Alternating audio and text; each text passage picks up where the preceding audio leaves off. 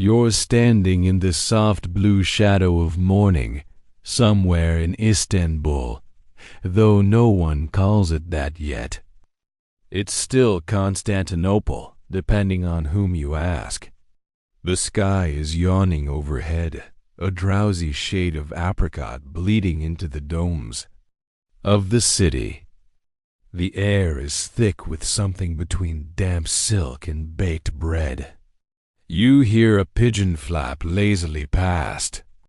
Even it doesn't have urgent plans this morning.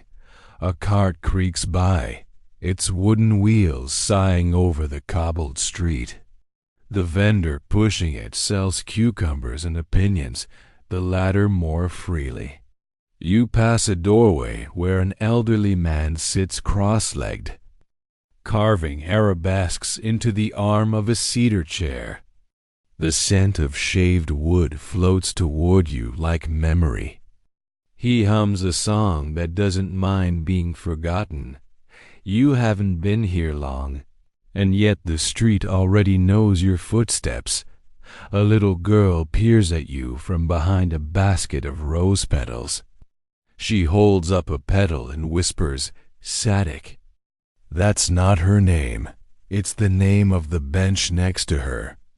You stare. She grins. "It means loyal," she says, as if that explains everything. And in a way, it does. You've entered a world where furniture has feelings.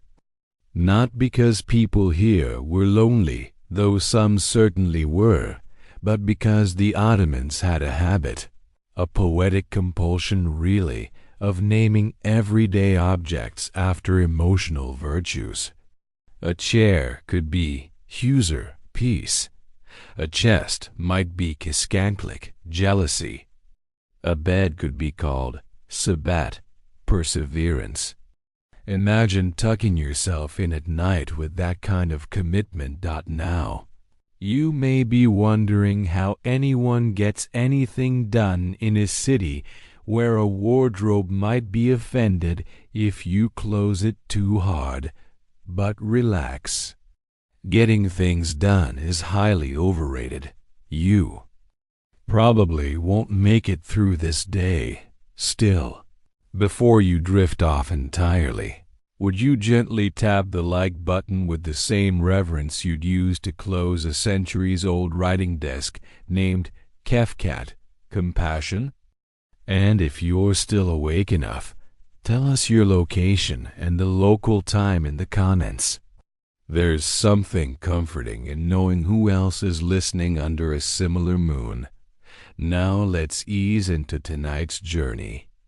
You find yourself invited to the home of a minor court official, Halil Effendi, a man whose life revolves around small stamps, velvet-lined drawers, and the subtle power of organized documents. His house is modest by Ottoman standards, which still means it contains at least 3 more rooms than he needs, and twice as many cushions as he can account for. The foyer alone smells like cardamom, worn shoes, and a philosophy degree left unpursued. His divan along. Kushni bench lining the wall is embroidered with golden thread and labeled Feralik. It means relief. Whether that's relief from a long day or relief from having to make conversation with difficult relatives is left to interpretation. Here's your first major historical truth. The Ottoman Empire, sprawling and complicated, stretched across 3 continents at its peak. And yet, in the midst of this political juggernaut, its domestic life remained astonishingly focused on the art of comfort. Carpets were not just carpets, they were negotiations. Cushions weren't furniture, they were diplomacy. Everything in Halil Effendi's salon has a name, a history, and a mood. Including you, if you stay long enough. It's here. Over a cup of syrupy coffee that refuses to cool down, that Halil explains the tradition. Objects, he says, must be named like companions. You wouldn't eat dinner next to someone whose name you don't know, would you? He asks. You nod, politely ignoring the time you sat next to a man named Murat, who chewed with his mouth open and believed dreams were a Western conspiracy. Naming furniture after emotions, Halil continues, wasn't always about sentiment. Sometimes it was a way to curse without cursing. A neighbor might say, "Ah yes, he bought a new mirror called Kibber Pride." Ouch, that mirror probably didn't make him look thinner either.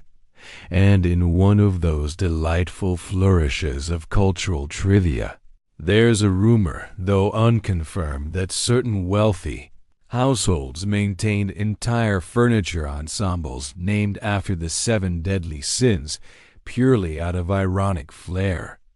Historians still debate whether the scribe of Bursa ever had a writing desk named Halank the Lear. Outside, the call to prayer rises like steam from the city's rooftops. You sip your coffee slowly, and the divan named Ferolik seems to sigh beneath you. Or maybe that's just your back. You stay a little longer, petting the embroidered edge of a cushion named TSLIM. I yet surrender. Sleep isn't the only thing creeping in. You walk again, later, slower, softer. The city has shifted into its afternoon hush, a warm drowse blanketing everything in a golden blur. Even the cats seem too dignified to move. A cat blinks at you from a windowsill. Her name, someone tells you, is not a name at all but an emotion. Cuff suspicion. Of course, it is. You arrive at the workshop of a well-known furniture artisan named Layla Hanem. Her home smells of varnish, saffron, and the quiet ambition of middle-aged rebellion. Layla is unmarried, unbothered, and well-connected. She carves mahogany like it insulted her honor. On her workbench lies a nearly finished cradle, small, ornate, and trembling with meaning. Its name? Umut. Hope. The Ottomans believed that naming a cradle could shape the future temperament of the child who slept in it. Hope, patience, mercy, or in some households, direct resilience. Not every baby got lullabies. Some were born into rebellion. Layla offers you a seat on a stool named Kararz's like indecision. It wobbles slightly. You smile. She doesn't. Here's your major historical fact of the moment. Ottoman furniture wasn't merely decorative. It played a role in storytelling, memory, and the shaping of space. Interiors were fluid. Rooms changed purpose throughout the day. A salon in the morning might be a sleeping space by night, which meant furniture had to move easily. Ottoman design prized portability, folding tables, stackable cushions, disassembling beds. IKEA would weep with envy, though probably charge you extra for naming rights. There's a cultural tidbit that makes you pause. Some elite households own chairs with hidden compartments not for valuables, but for poems. Entire verses folded into the seat of a chair called Hasrat longing, just in case a guest stayed too long and needed something emotionally damaging to read. Layla finishes carving the cradle's final flourish, a tiny tulip, half-bloomed. She says nothing for a long time. The room is quiet enough to hear the soft creak of drying lacquer. Finally, she says, "People talk to their furniture more than they talk to God, so I give them someone worth talking to." You nod as though this is a totally normal thing to say, and not a sentence that might haunt you quietly for years. Outside, a market calls you back to motion. But before you leave, Layla hands you a tiny wooden box. "For your dreams," she says, and you don't ask what she means. You're too busy noticing the tiny word etched underneath the lid. Sacklick secrecy. Historians still debate whether such boxes were ever used to store actual secrets or just spare buttons. You step back onto the street, heavier now. The light has shifted again, a honeyed gold settling on the cobblestones like a thick, lazy thought. The city sighs through open windows and tea glasses clink in invisible hands. You walk past a shop with a rocking chair gently swaying in the doorway. Its name? Beklenti. Expectation that it doesn't stop rocking as you pass. You wander deeper into the older part of the city now, where the streets narrow like aging arteries and the buildings lean toward each other like old friends whispering secrets. The air smells of dried figs, cumin, and dust that hasn't been ambitious in centuries. A lazy breeze flutters a patterned curtain from an upstairs window. You catch a glimpse of a ceiling painted with constellations long before planetariums. Made it trendy. You arrive at a Hana type of Ottoman inn, where traders, travelers, and suspiciously well-dressed poets all seem to orbit each other like bored moons. The courtyard is quiet, but not silent. Somewhere water trickles from a cracked marble fountain shaped like a lion that clearly wishes it were still majestic. Pigeons strut around it, deeply unimpressed. You find yourself drawn to a corner of the Han where several chairs and stools are arranged not by logic but by mood. They are mismatched, embroidered, and utterly smug about it. An elderly man sits nearby, sharpening a penknife with the calm energy of someone who once threatened an entire bureaucracy using only a metaphor. "Sit," he says, not looking up. "That one is called Ein Ankh faith. If you fall off, you weren't meant to have it." You sit. It creaks ominously. Your historical fact for this stretch of the walk? The Ottomans had guilds lankas for nearly every profession. This included not just furniture makers, but cushion stuffers, frame carvers, and even professional lacquerers. These guilds weren't just unions. They were schools, social clubs, spiritual societies, and low-key gossip circles. A master furniture maker might spend decades crafting just a few perfect pieces, each given a name and a story. Some had inscriptions, prayers or riddles etched invisibly on their undersides. The man finally looks at you. "You know," he says, "in my youth I owned a wardrobe named Pismanlik Regret. Every time I opened it, I remembered a love letter I never sent. Or maybe it was the taxes I didn't pay. Hard to say." You smile politely, because what else do you do when someone hands you a metaphor disguised as furniture? Obscure cultural tidbit incoming. There was a brief but glorious fashion in the 18th century for furniture named after weather. Conditions: Ruzgar, wind.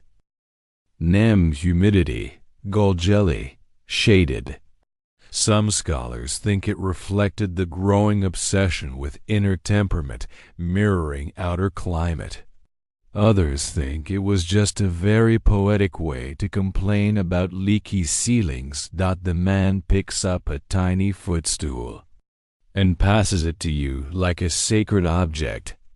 This one, he says, is severe. Patience. It wobbles. That's part of the lesson. You set it down carefully, as if patience were fragile. Spoiler, it usually is. He laughs once, a dry sound, like sandalwood cracking. We name our furniture so we won't forget our faults.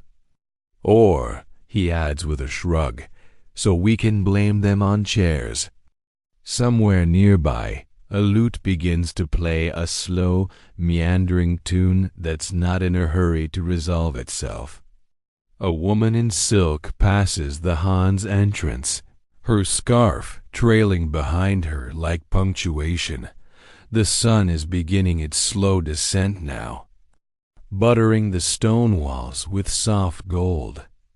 The man folds a napkin, places it on the arm of Einang and rises. Don't forget where you sat, he says. Some chairs remember more than others. As you stand, the chair doesn't creak. Maybe you've earned its trust. Or maybe it's waiting for a better punchline. You walk again, this time up a gentle slope toward the neighborhood, where the wealthier bureaucrats lived, those whose handwriting was more powerful than their swordplay. The houses are taller here, wooden and ornate, their balconies like eyelids over narrow streets.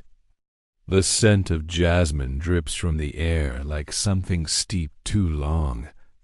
A maid sweeps a threshold with practiced grace. Behind her, you glimpse a sitting room glowing in the afternoon light.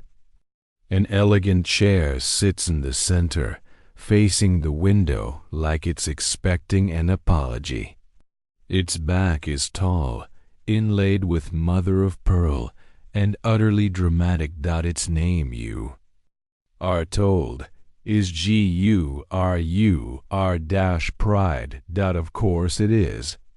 This is the home of a Sai Hanem, a famed hostess whose salons are whispered about in every coffee house within walking distance of a rumor.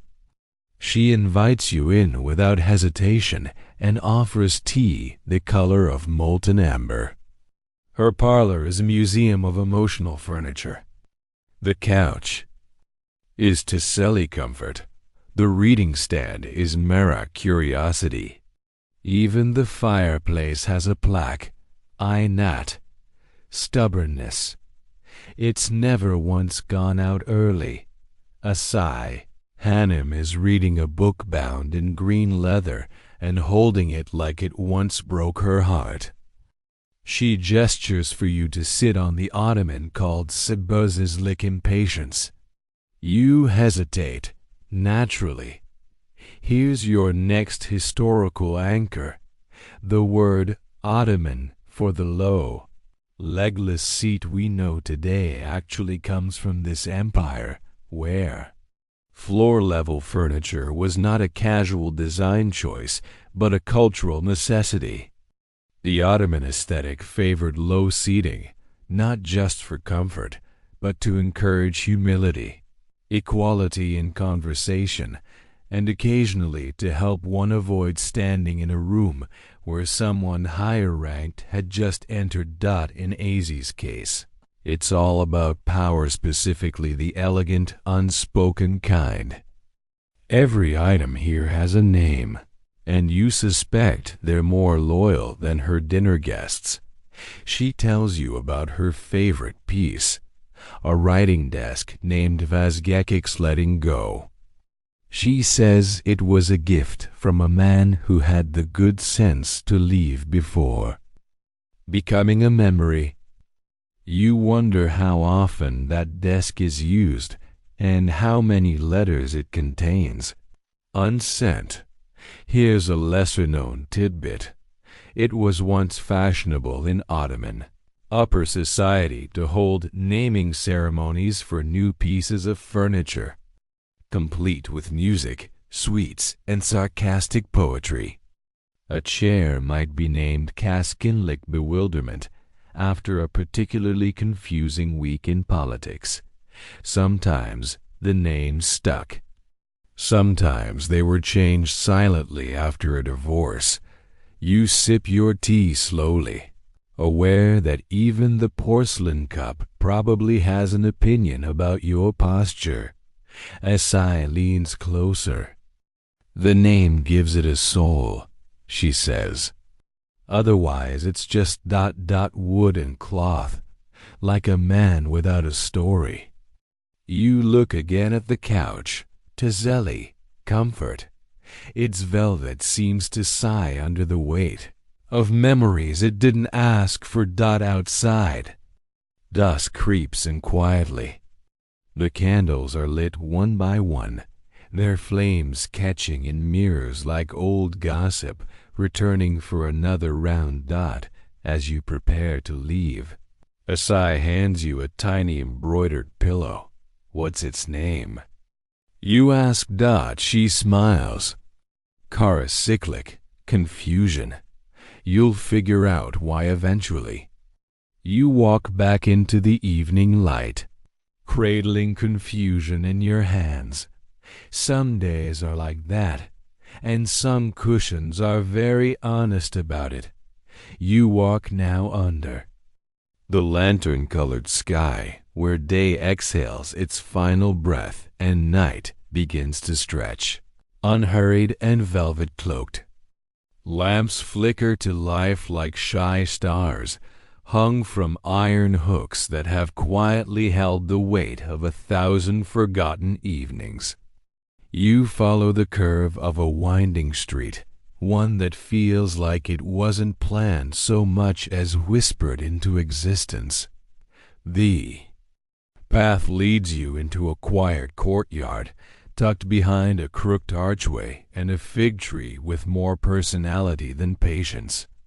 This is the workshop of an upholsterer named Semel Yusta, a man with silver in his beard and too many opinions about fabric. He greets you with a nod and a sigh, as if he's been expecting you and also mildly regrets it. The room is a symphony of textures. Bolts of brocade lean lazily against the walls, silks rustle in the corner like gossiping aunties, and velvet lounges seductively across every surface.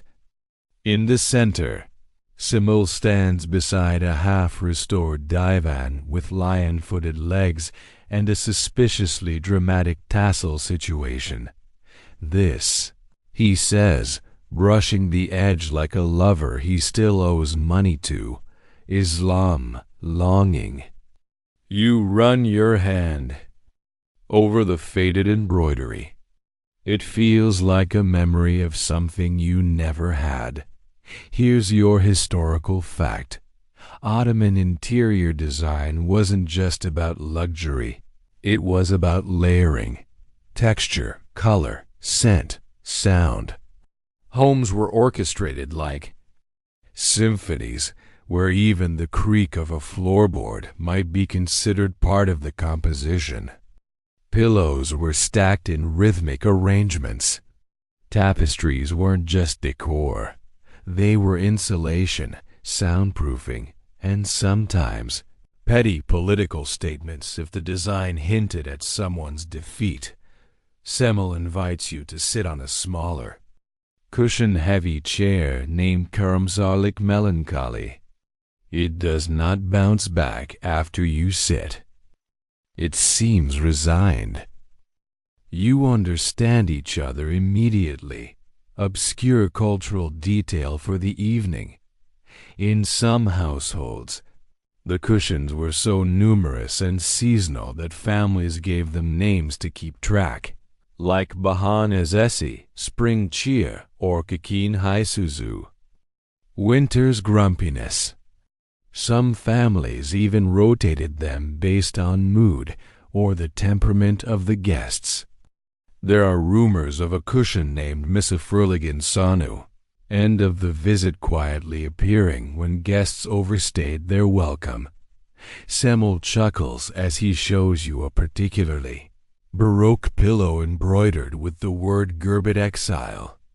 I give this one to in-laws, he says.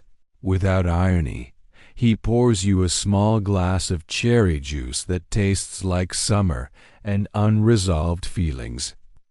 Outside, the wind tugs gently at a wind chime shaped like a tulip.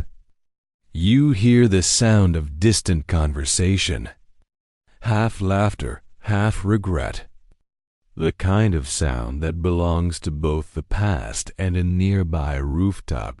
Cem Isle returns to his stitching, needling the past back into shape with every careful pull. People think a chair just sits there, he mutters. But a chair remembers. You press a grief into the seat, and it holds it for decades. You nod, wondering what secrets are held by your own living room sofa back home. Probably crumbs and a mild existential crisis. Before you leave, he hands you a pouch of cedar chips. Put these under Sadik, he says, referring to that loyal bench you met back in Section 1. Even loyalty needs freshening up. You walk out into the night air, which smells like figs, firewood, and the faint perfume of someone who already left, and you begin to notice the city is quieter now. Not asleep, just waiting. Now you walk by moonlight, which seems to gild the city in silver hush. The domes of the skyline are distant lullabies. You pass a laundry line sagging between two windows, silk nightgowns and cotton daydreams swaying in rhythm. The street you walk on is cobbled, uneven, and suspiciously familiar. Remember the street you walked past earlier? It's back. It leads you to a tea house that seems to breathe. Inside, the air is heavy with cardamom and rosewater. Old men argue softly over a game of backgammon like the stakes are both eternal and entirely pointless. A cat sleeps on the shelf marked, "Please don't touch the cat." You're shown to a corner seat by a young server who may or may not be a poet in disguise. The cushion beneath you is labeled Cuff Suspicion. The table is Barra's piece. They have a complicated relationship. Tonight's historical detail comes tucked in among the tea leaves. In Ottoman society, public spaces like this tea house were deeply interwoven with domestic design philosophies. Even the low tables, simple stools, and layered carpets of a humble cafe echoed the sensibilities of the grandest palace. Design was democratic, emotional, symbolic, and incredibly specific. If you knew what to look for, the furniture told you everything: who lived here, what they believed, what they had lost. The server brings your tea in a delicate glass shaped like a tulip, narrow at the bottom, wide at the rim. It's called Inje Belly Slim-Waisted. Entire poetry books have been written about it, possibly while seated on cushions named Erylic Separation. You take a sip. The tea is too hot. Naturally, here's your obscure tidbit. Some Ottoman homes contained what were called susmayastikler, hush pillows. These were small, embroidered pads passed subtly to guests who talked too much. No one knows how effective they were, but it's a charmingly passive-aggressive bit of social choreography. You notice a man reading in the corner, his boots off, his socks delightfully mismatched. The chair he's in is tagged "Affet Mec Forgiveness." He seems at peace with whatever unforgivable thing brought him here. A woman at the next table writes something in a small leather journal and then gently places it under her teacup, like she's hiding it in plain sight. Her chair has no label. Some stories don't need names. The night deepens. A waiter brings you a second glass unasked and places it on a coaster stitched with the word Guvence Assurance. There is something oddly comforting about being understood by furniture. You stay longer than you meant to, your breath slowing with each sip, your thoughts beginning to drift. The tea house does not close. It simply waits for people to leave. And when you do, stepping back out into the soft ink of night, the street feels gentler than before, more padded, as if the entire city is slowly turning into a pillow, or maybe it already was.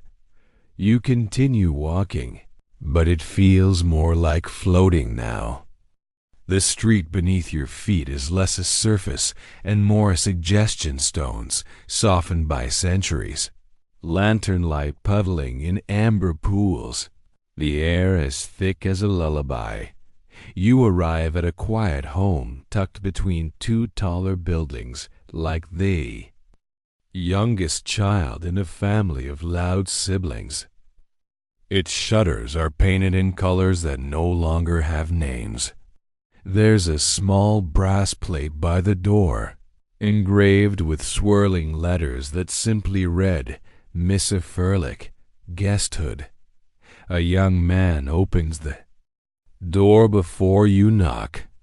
His name is Yusuf, and he smiles with the warm, slightly tired expression of someone who's hosted far more guests than planned.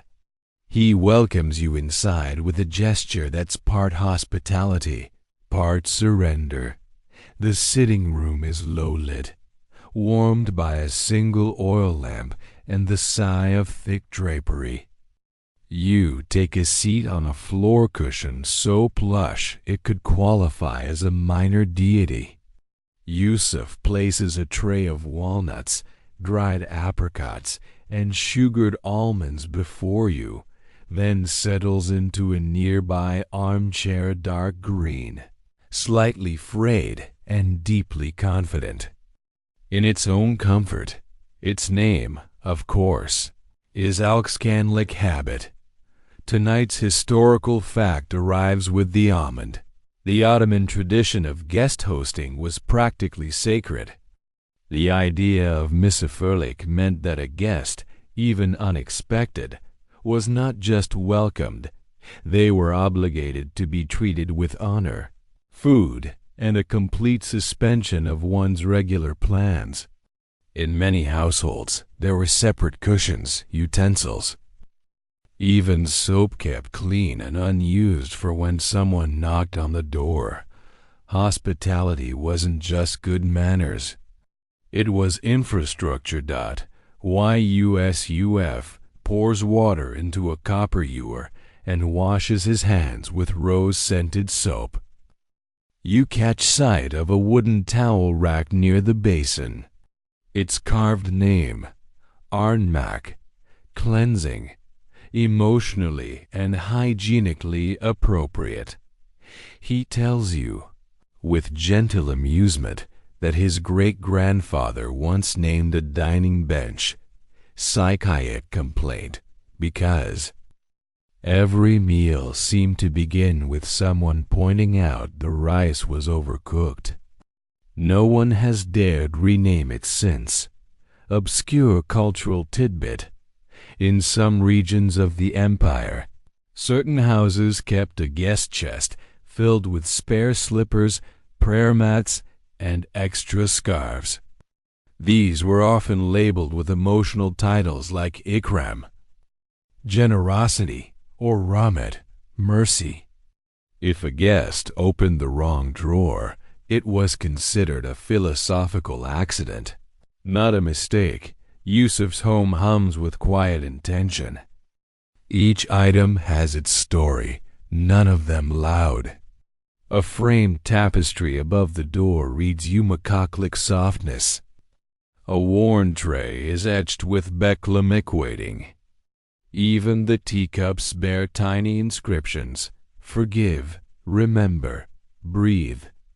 You find yourself breathing more slowly than usual. Yusuf mentions he'll be heading to bed soon and gestures toward a small guest pallet made up for you in the corner.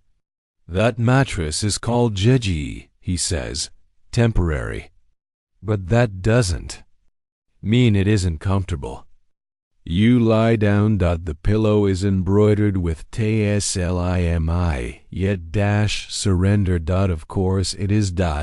And just before your eyes slip shut, Yusuf says, in this house, everything is named so we can remember what not to forget. You don't respond. You're already forgetting. In the best possible way. Morning returns quietly, as if embarrassed to be seen.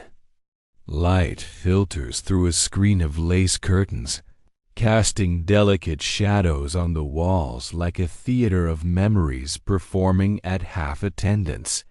You awaken on Jeji, the mattress with commitment issues, feeling surprisingly well rested. The air smells of mint tea and baked simit, the sesame bread ring that tastes like Istanbul in a circle. You sit up slowly, stretching under a ceiling that creaks approvingly. Yusuf is gone, but a small note has been left beside your pillow. It reads, "Thank you for sitting with our silences." No signature. No explanation. The cushion beneath you this morning feels different, slightly firmer, subtly supportive. You peek underneath and smile. It's called UYAN Mac-awakening. Outside, the city is awake, but not yet urgent. You pass sleepy shopkeepers, sweeping their doorways in a meditative trance. A boy sells boiled eggs from a cart named Karalelik Determination. You nod at it in solidarity. Your next destination is a former palace-turned-library, a place that smells like dust, citrus wood, and forgotten deadlines. The courtyard is tiled with faded blue stars, and a fountain murmurs softly to itself, having long ago given up on being noticed. Inside, the librarian greets you with a whisper and a bow. Her name is Ike, and she looks like someone who could silence a riot with just a glance. She leads you to a corner reading room where the shelves lean forward slightly, as if eager to eavesdrop. The armchair she offers is grand, deep, and appropriately judgmental. Its name, stitched subtly along the inside seam, is Hafiza Memory, today's historical insight. Ottoman libraries weren't just repositories of knowledge. They were sanctuaries of beauty. Books were copied by hand, inked with pomegranate, rind and soot, bound in leather, and sometimes wrapped in embroidered cloths like sleeping children. Reading wasn't a task, it was a ritual. Many libraries included water fountains and caged birds, designed to soothe the reader's soul between verses. You sit in Hafiza, aware that it probably knows more than you do. Ike hands you a slim manuscript bound in green velvet. It's a collection of proverbs translated from Persian. each annotated by an 18th century scholar with opinions he did not keep to himself. One marginal note reads simply this proverb: "Lies, you sip tea from a glass shaped like a droplet." The coaster is labeled Zephaflick Transparency. You think that might be a little on the nose. Here's your obscure fact of the moment. Some Ottoman scholars were known to name their desks based on the kind of work they did. A poetic desk might be a Sinti breeze. A legal desk? Kiro rule. There's even a letter from a judge in Edirne who referred to his desk as victim conscience and claimed he couldn't write without apologizing to it first. You run your fingers along the edge of Hafiza, wondering how many ideas, confessions, and snack crumbs it's absorbed over the years. Ache brings you a second manuscript, heavier this time. Its inscription, to be read only when you are ready. You are not ready, which is probably the point. You close the book, return it gently to its shelf, and bow slightly not to Ache, but to the furniture. It seems appropriate. The librarian hands you a slip of paper with a name on it. Jees, Knight. She says it's where you're going next. You're not sure if she means a person, a place, or a state of mind. You fold the paper carefully and walk back into the afternoon, where shadows are starting to stretch again, preparing for their nightly performance. And somewhere behind you, Hafiza keeps remembering, even the parts you forgot. The afternoon softens as you follow the name Ache gave you, Jees, through a district where the buildings are shorter, the voices quieter, and the shadows less judgmental. This part of the city has stopped trying to impress. The shutters are half closed, the cats are entirely horizontal, and the fountains burble without a sense of performance. The cobblestones beneath your feet feel warm, smooth, almost complicit. You arrive at a narrow door painted midnight blue. A small brass bell hangs above it, tied with a frayed ribbon. The door opens before you touch it. Of course it does. A woman stands there, wrapped in layers of cotton and mystery. She smiles with a kind of knowing that suggests she was born before breakfast and has had tea with time itself. "I'm Jees," she says, as though that clears everything up. It doesn't, but you nod anyway. Her home is dimly lit and densely. Layered books stacked into columns, candles flickering in old teacups, a ceiling painted like storm clouds. A large wooden daybed, low and sprawling, dominates the center of the room. Its frame is carved with vines and crescent moons. Its cushions are a decadent rebellion of pattern and plush. She gestures for you to sit. That one's Teskin.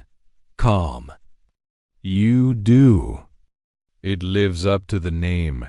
Today's historical insight. Ottoman homes often featured what was called a cedar, a long, cushioned bench that wrapped around the room like an embracing sentence. It wasn't just a place to sit. It was a stage for every domestic performance, storytelling, arguing, proposal, rejection, naps, births, deaths, and dinner. The cedar was the social backbone of the household. If you sat on it, you were part of the play, whether you had lines or not. Jees places a small brass tray in front of you with candied quince and a cup of something. that smells like nostalgia and chamomile. She sits across from you on a faded red cushion labeled I Giraffe Confessions. YOU try not to take it personally. Obscure cultural tidbit. There was a long-standing superstition in some Ottoman households that certain pieces of furniture could listen too well. To avoid this, people would whisper secrets into their sleeve or behind a curtain, especially near chairs named Skir Secret. Some particularly poetic minds believed such chairs should be turned to face the wall when not in use, so they wouldn't overhear the room's drains. Geese lights a stick of amber incense. The smoke curls around the ceiling's painted storm. Clouds as if seeking its origin. She begins to speak, not loudly, but with gravity. There are chairs in this city, she says, that remember who sat in them 5 generations ago, and a few that still sulk because someone never came back. You believe her. She shows you a small stool in the corner, worn smooth with time. Saber la Beclean, she says, the one who waits patiently. You ask what it's waiting for. She smiles. You. There's a clock on the wall, though it doesn't tick. Its hands are carved into the wood, permanently fixed at sunset. Beneath it is a shelf of tiny objects, wooden keys, scraps of poetry, single earrings, a child's slipper. She calls it the Rafi Unuchulinla, the forgotten shelf. You sip your tea in silence, and in that silence you begin to understand something unspoken. Not everything named is remembered, and not everything remembered was named. When you rise to leave, Geese gives you a rolled-up scroll tied with gray ribbon. It's labeled Devam. Continue. You hold it as you step outside, back into a city that's grown quieter, deeper, older, as though it aged a little. While you were gone, the sky is indigo now. The wind is thoughtful, and you feel like a piece of furniture that has just been renamed. You walk on, the word Devam echoing softly in your hand. The scroll is light, but it seems to carry weight like a promise or a very polite ultimatum. The city has fully surrendered to evening. Candles glow behind window panes, shadows stretch like cats in doorways, and the last traces of commerce have slunk away into cupboards and coin purses. You pass a fountain whose water flows slower now, as if sleepwalking. A lantern swings gently above a bakery's door. You note its name, painted in delicate gold leaf, Gekmik. The past. You don't go inside. You keep walking. Eventually, you reach a neighborhood older than most calendars. The buildings lean heavily into each other like elderly gossipers. Here, you're met by a boy no older than 10, barefoot and beaming. You're late, he says, as though you've been expected for centuries. He guides you without explanation through a side alley, past a cracked tile mural of Solomon and his hoopoe, and up a staircase that seems to have been carved by people who didn't believe in symmetry. At the top, a small rooftop terrace bathed in starlight. It's not much, just a few floor cushions, a low table, and a view of the sleeping city. But it feels like the highest place on earth. A man is waiting there, bearded, quiet, and smoking something that smells like time and memory. He gestures for you to sit on a worn carpet labeled Yolkalok, the journey. Today's historical thread? The Ottomans weren't just empire builders. They were tireless travelers. Diplomats, traders, artists, mystics all crossed borders with ease, sometimes never returning, sometimes returning with stories too strange to be believed. And what did they bring back? Yes, spices, silks, and stories, but also furniture. Designs from Cairo, legs from Damascus, inlays from Venice, and embroidery techniques from the Balkans. Ottoman furniture is, in many ways, a map you can sit on. The man on the terrace, whose name you're never told, unrolls a prayer rug.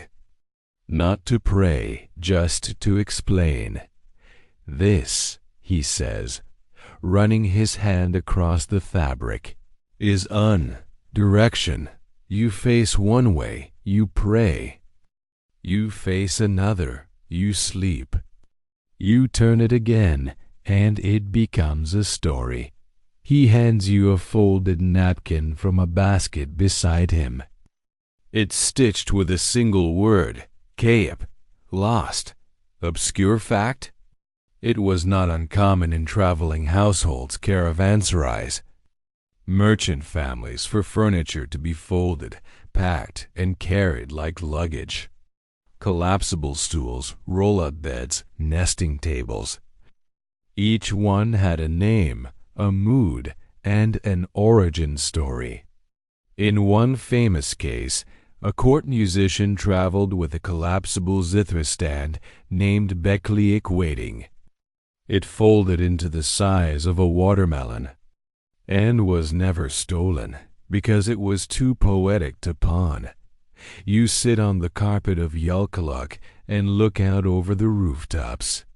The domes glow faintly in the moonlight.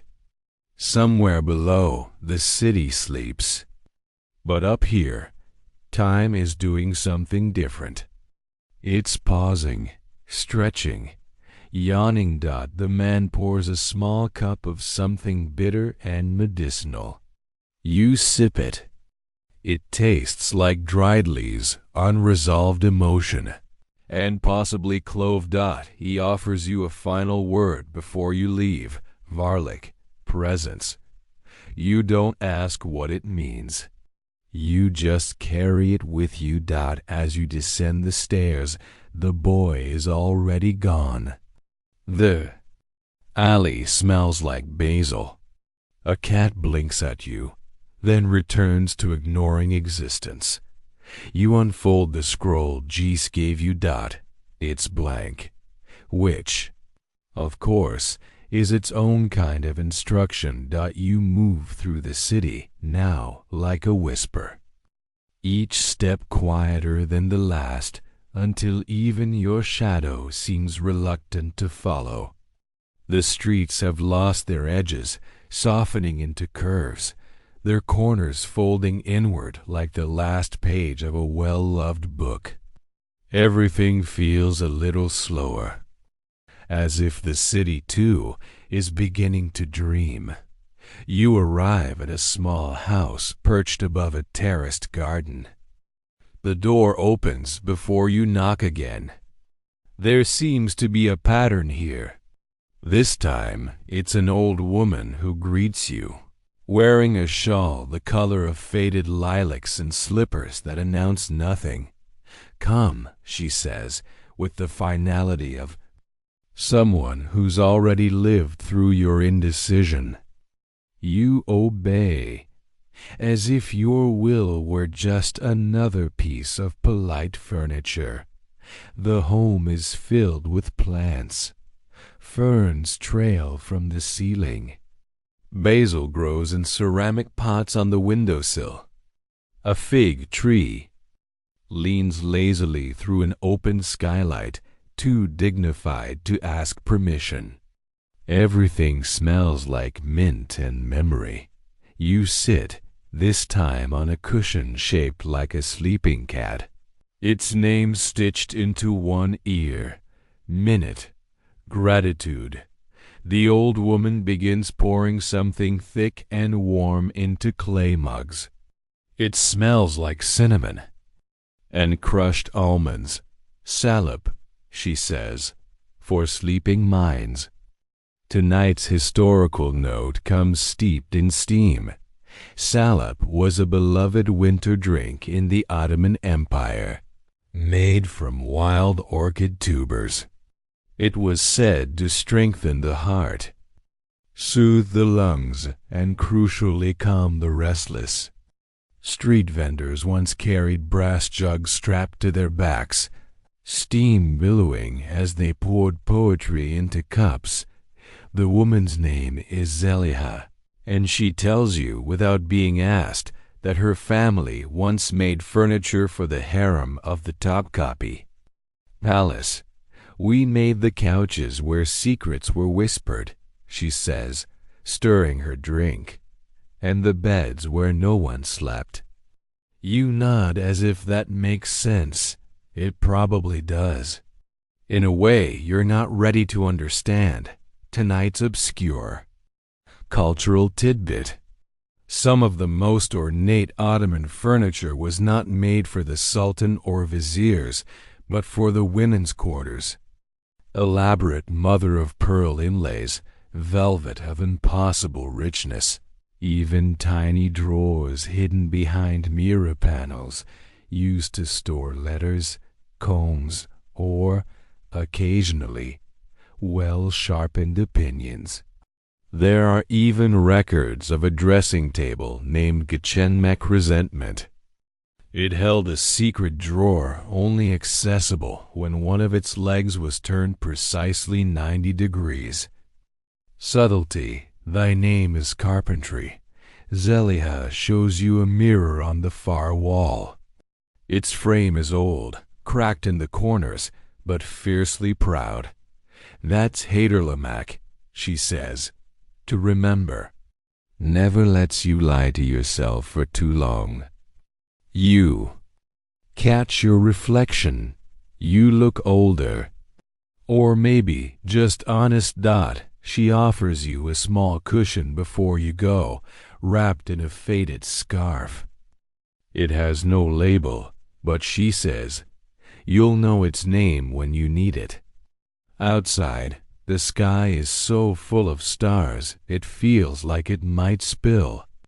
The fig tree brushes your shoulder as you leave, and you're fairly certain it's saying good night.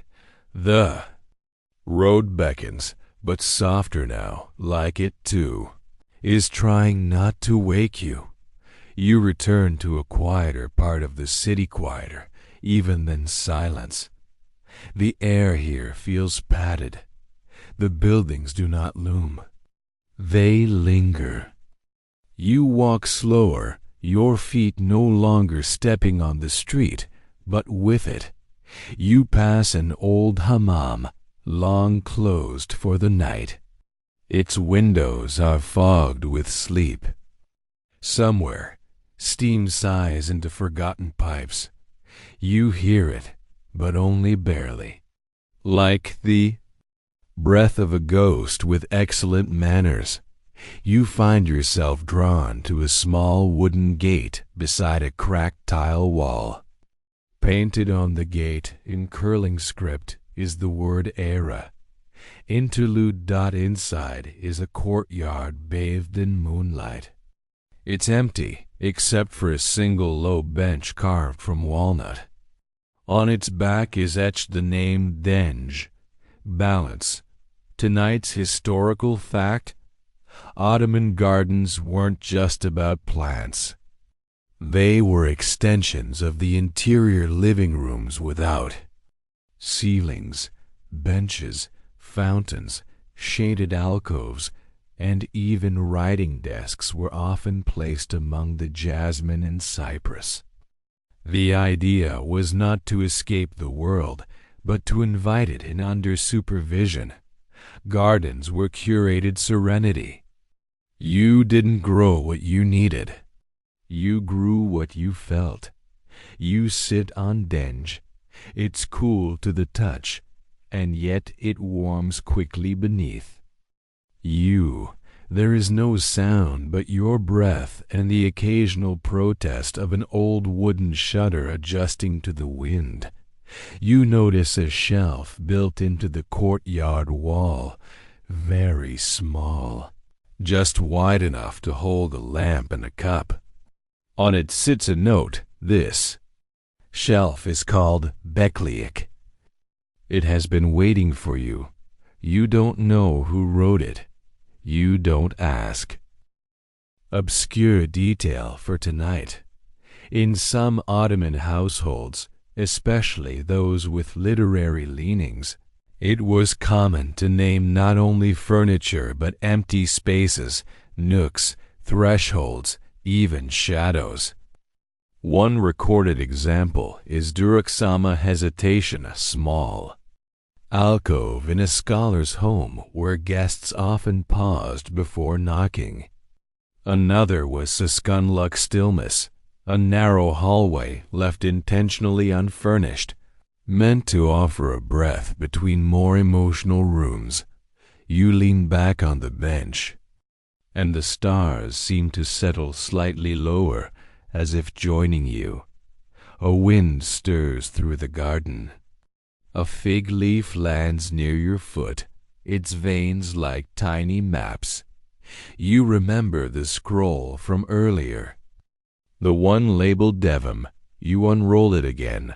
This time, faint letters appear in the moonlight. They read. The story continues whether or not you keep reading, but the furniture hopes you will.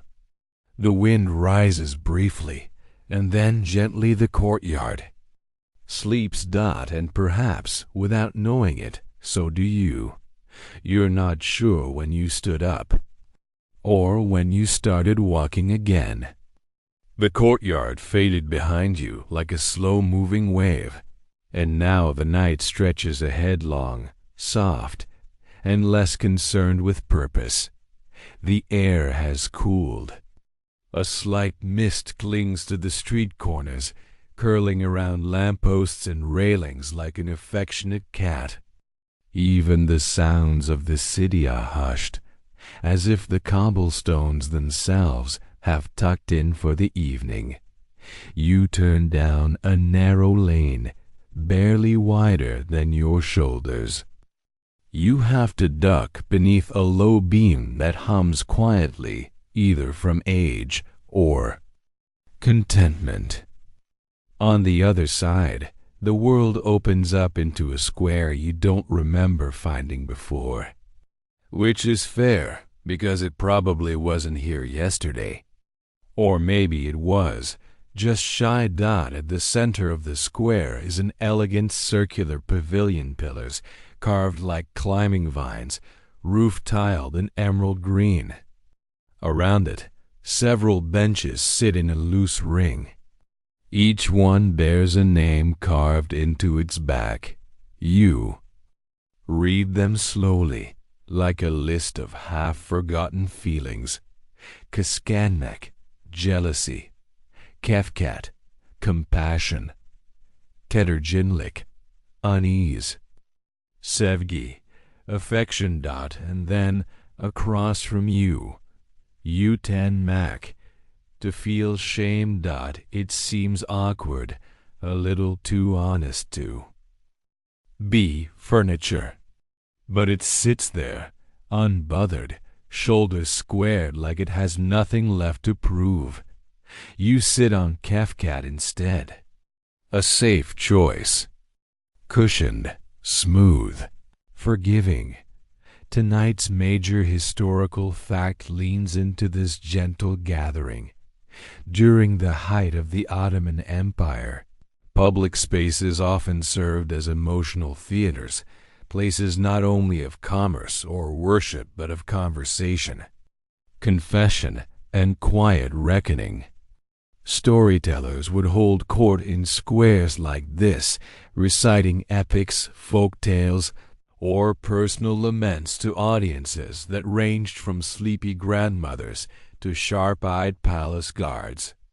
The benches were not mere seating, they were observers, unofficial record keepers. In fact, one 17th-century storyteller, known only as the man with the long eyebrows, once named his preferred bench Sabir Patience. He claimed it understood him better than his third wife.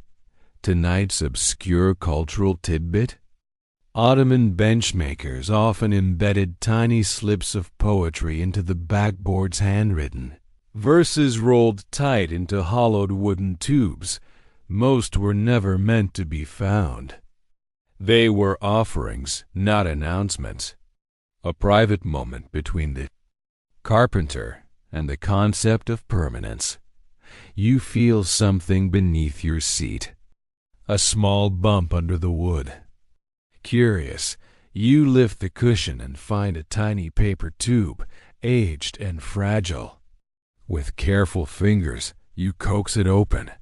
The poem inside reads, "If you must sit, let it be where no one waits for you to leave. You stay." Seated a little longer after that dot across the square, a cat leaps onto Keskenmak, stretches, and promptly falls asleep. Irony is wasted on cats. The pavilion clock, with hands like dancing needles, strikes a lazy chime. You look up. The stars haven't moved. They're waiting too. The streets are now dream-thin. They weave through the fabric of the city like silver threads in an old robe. You follow them not because you know the way, but because they seem to know you. You pass a bakery, closed hours ago. But the smell of sesame and yeast still lingers in the doorframe. The scent feels like an invitation, though to what, you're not sure. Memory, hunger, or something quieter. The buildings lean slightly inward here, as if confiding in one another. You hear the clink of wind chimes fashioned from spoons. A dog sighs in its sleep. Somewhere, someone is humming the tune of a lullaby too old for names. Then you find it. A house with no windows. It's not abandoned. In fact, it looks surprisingly well loved. The walls are painted a pale, serene blue. The door is open. You hesitate, then enter. Inside, it's a single room. Bare, but not empty. In the center stands a large, low shelf shaped like a spiral. On each tier, resting carefully, are dozens of wooden boxes. You approach. Each box is labeled with a verb. Not names, not nouns. Actions. Beklemek, to wait. Angmsamek, to recall.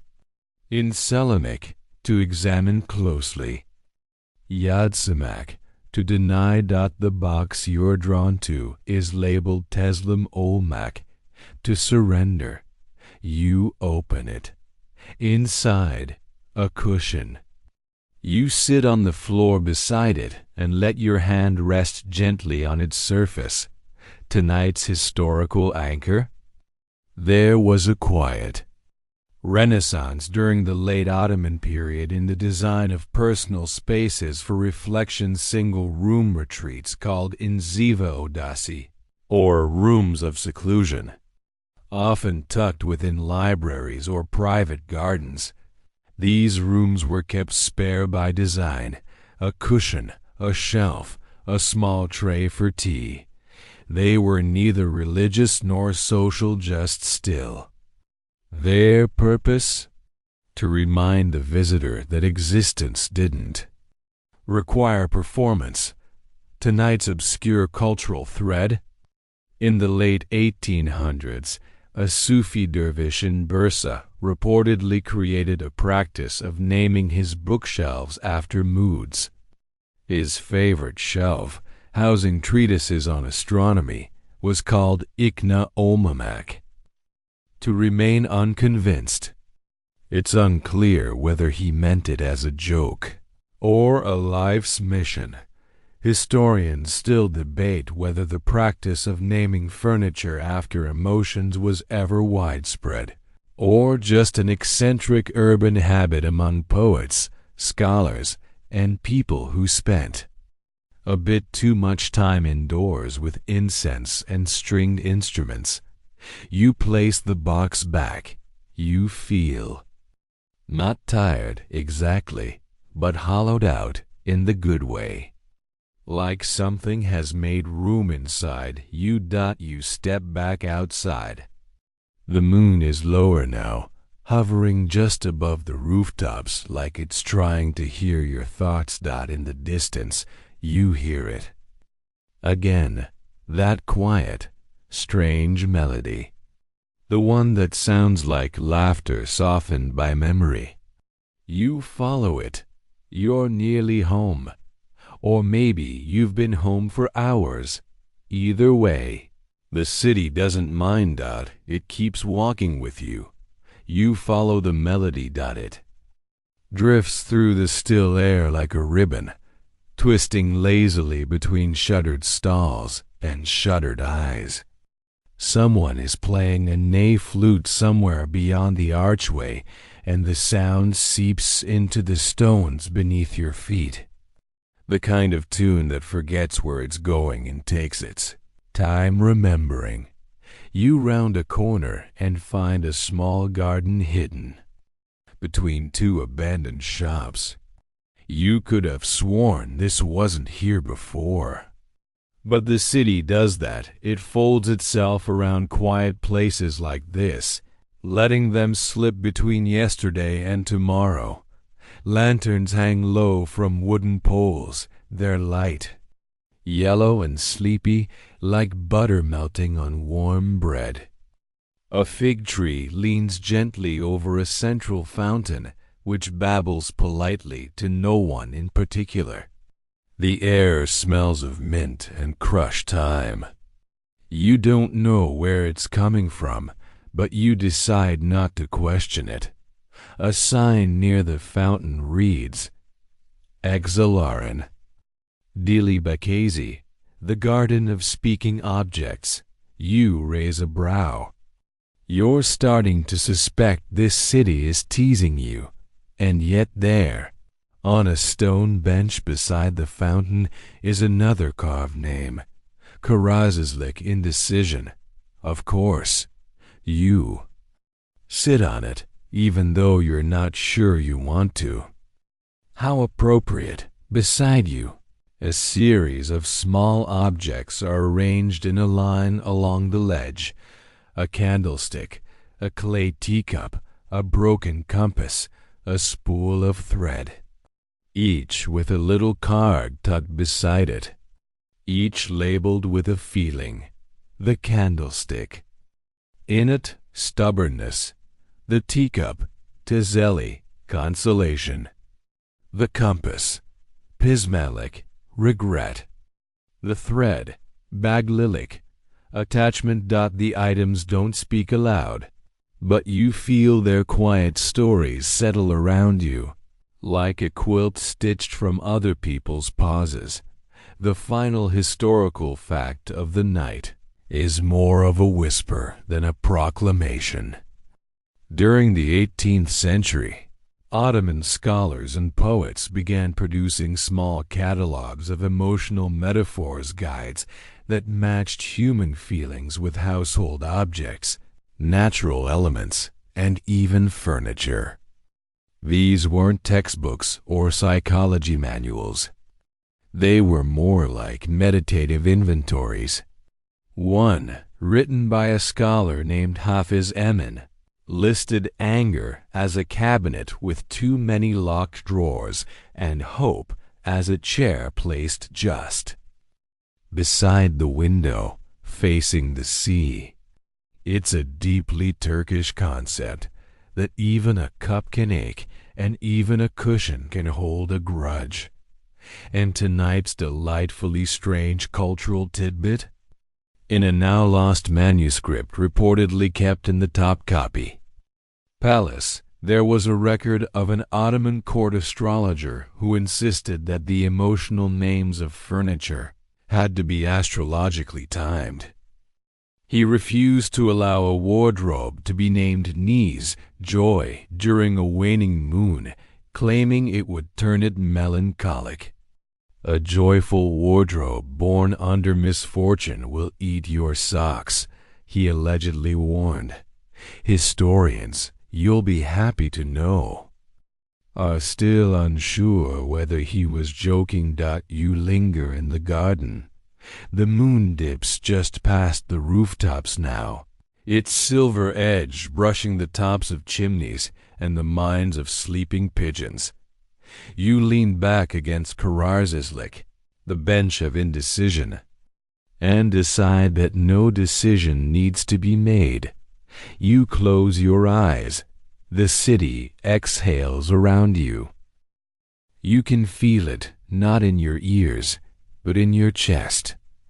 The quiet thrum of existence without expectation. And now, let the city slip away behind you now. Let the cobblestones grow soft in memory, and the names carved into benches blur just a little. Like old dreams at sunrise, the air cools again, wrapping around you like a silken shawl pulled from a cedar chest. The lanterns dim. The last sounds of the flute melt into the soil. Somewhere, the candlestick still leans into the dark. The teacup still waits to be filled. The wardrobe named Joy, yes, even that one creaks gently, a sigh from deep within its scented wood. You lie down, not because you must, but because the ground beneath you has remembered how to cradle. Overhead, clouds drift slowly across the sky, heavy with stories you no longer need to carry. The stars blink with the gentlest sort of indifference, the kind that wishes you well without watching too closely. Every object in this Ottoman night has held a feeling. Every chair, every cupboard, every quiet room. Not loudly, not desperately. Just enough to let you rest against it. You don't need to remember everything or anything. The garden does that for you. The city does too. They've done this for centuries. Your breath evens out, and the last thought to visit you is this, that even a bench named Shame, or a wardrobe born under a waning moon, can still be part of something beautiful. Still, and always, a place to sit, a place to soften, a place to be. Sleep now. The city will still be here when you wake.